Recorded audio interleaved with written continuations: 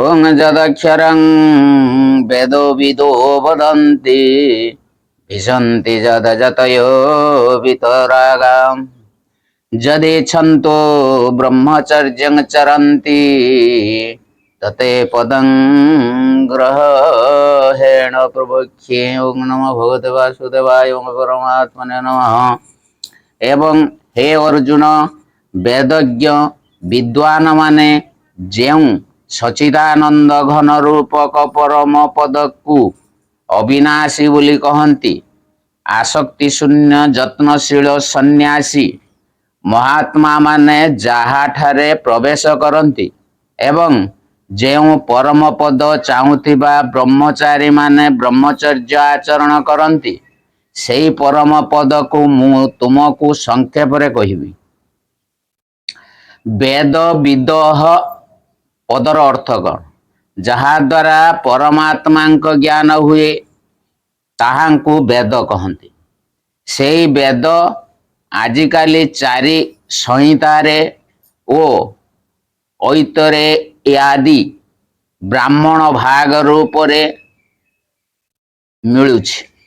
Weather प्राण और weather आधार हेउचंती परम ब्रह्म परमात्मा से ही वेदर तात्पर्य सेई तात्पर्य को जेउ माने जानती एवं जानी सारी ताहांको पाइबा पाई अविरत साधना करती तथा परिशेष रे पांती सेई ज्ञानी महात्मा पुरुष माने ही वेदवित् बा वेदज्ञ वेदर यथार्थ ज्ञाता। वेदज्ञ माने जहाँ को अविनाशी कहती यही वाक्यांशर भाव कौन जत पद सचितानंद घन परम ब्रह्म को निर्देश करुची। एठारे दर्शाई दिया जाइछि जे वेदज्ञ ज्ञानी महात्मा पुरुष माने ही सेई ब्रह्मंक विषय रे किछि कहि पारिबे एथिरे अन्य लोकंकर कौनसी अधिकार नहीं।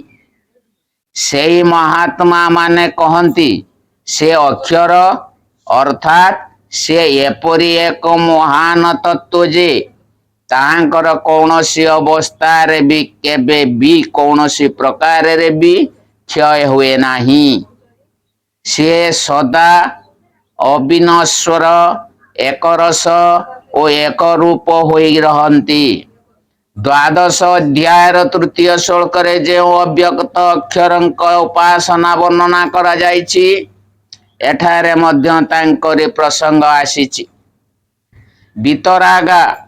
विशेषण सहित जतय पदटी केउ मानंकर वाचक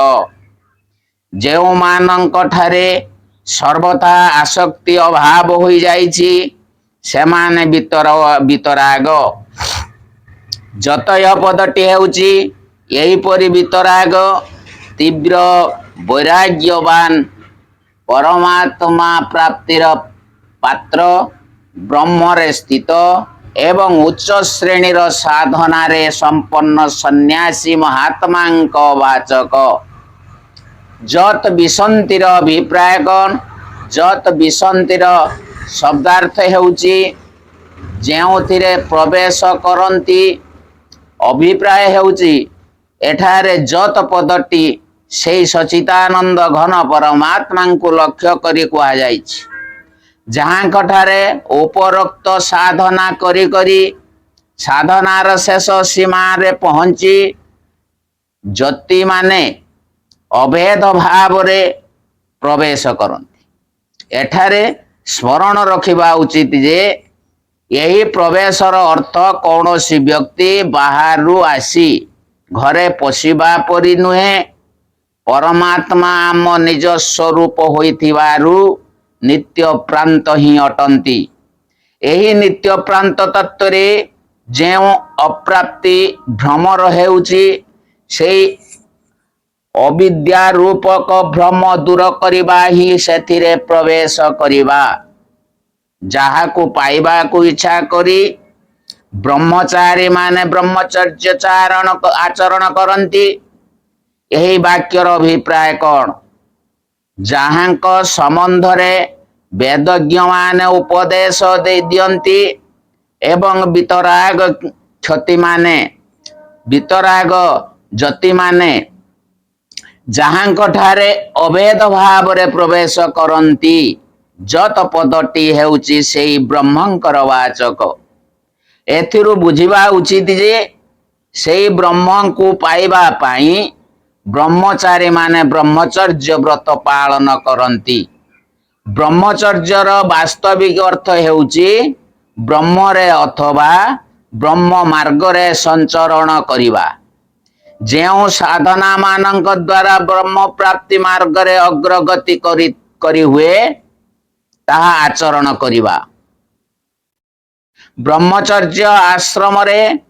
आश्रम धर्म रूप रे जहा अवश्य पालनीय एवं साधारणतः अवस्था भेद रे सबु साधक जहा यथाशक्ति अवश्य पालन करिबा उचित सेई साधना को ही ब्रह्मचारींकर व्रत कहा जाए ब्रह्मचर्यर प्रधान तत्व हेउची बिंदु संरक्षण और संशोधन यह फल रे वासनाश द्वारा ब्रह्म प्राप्ति रे विशेष सहायता मिले ऊर्ध्वरेता नैष्टिक ब्रह्मचारी मानकर वीर्य कौनसी अवस्था रे भी अधोमुखी हुए नाही अतएव सेमाने ब्रह्म मार्ग रे अनाशय रे अग्रसर हुअंती एमानंक मध्यरु जेउ माने टिकिए निम्न स्तरर